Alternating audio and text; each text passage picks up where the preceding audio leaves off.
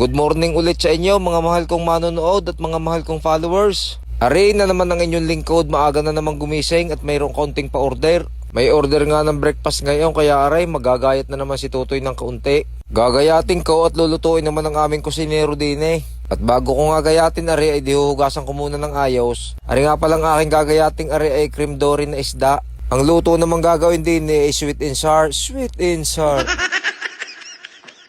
Ari nga pala bago iprito ay titimplahan muna. Titimplahan ng asin o kaya patis, tapos lalagyan ng kaunting magic sarap o kaya betchin, tapos lalagyan ng paminta at pipigian ng kaunting lemon o kaya kalamansi. Tapos ibibreading na ninyo sa harina. Masarap din na rin gawin fish fillet. Magbabatilaan kayo ng kaunting itlog, lalagyan nyo ng kaunting tubig, tapos isasawsaw nyo sa harina. Tapos isasawsaw nyo sa itlog at isasawsaw nyo ulit diyan sa breadcrumbs. Pagkatapos ko nga magayat diyan ay di aray, binabad ko muna aring sutanghon. Aray lulutuin din mamaya. Aray naman ay lulutuin na parang pansit bihon. Ay masarap din. At aray pang aking gagayatin, manok naman. Aray ay hihiwain ko ng pa-strip at pang toppings naman sa sutanghon. At arin na, nag-umaga na nga, kaya inihahanda na rin pang breakfast na order. Ang tawag naman din ay bento meal na pang breakfast. Meron niyang isang takal na kanin at mayroong ulam. Ang ulam naman niyan ay yan, Hungarian sausage at saka pritong dilis. At sa ibabaw naman, ilalagyan niya ng pritong itlog.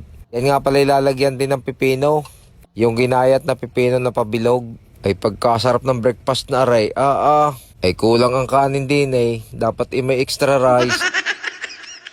Ay, tingnan nyo, pag hindi naman naparamang inyong kain, pagkagaya ng pangulam, pagkasarap din nga ng garning kombinasyon, tapos may hinihigo pa na kaping mainit habang kumakain.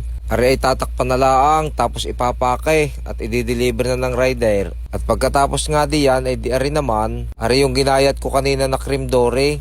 Nung matimplahan tapos malagyan ng breading, ay di ari pinrito na at ginawa na ng garning sweet and sour. Sweet and sour.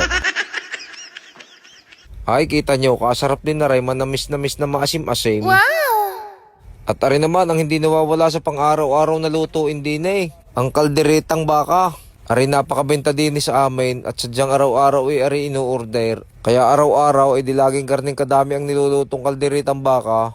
Isang tulyasing malaki. Ang gagawin naman din ay di bento meal. Tatakalin din yan ng ganyan, may kanin at saka may ulam, dalawang klaseng ulam. Ang isa ay sweet and sour, ang isa naman ay kalderetang baka. At arin namang isang are pork salpikaw. Ang lahok naman na ay carrots at saka meron yung mushroom. Are ay parang nahahawig sa lutong igado, pero iba ang lasa, masarap din naman. Ang ikasasarap naman ng putahe ay nasa nagluluto din eh. Ika ngay laging sasamahan ng pagmamahal ng pagluluto at siguradong laging masarap yan. Ay siya paano, hanggang sa muli at maraming salamat po lagi. God bless po.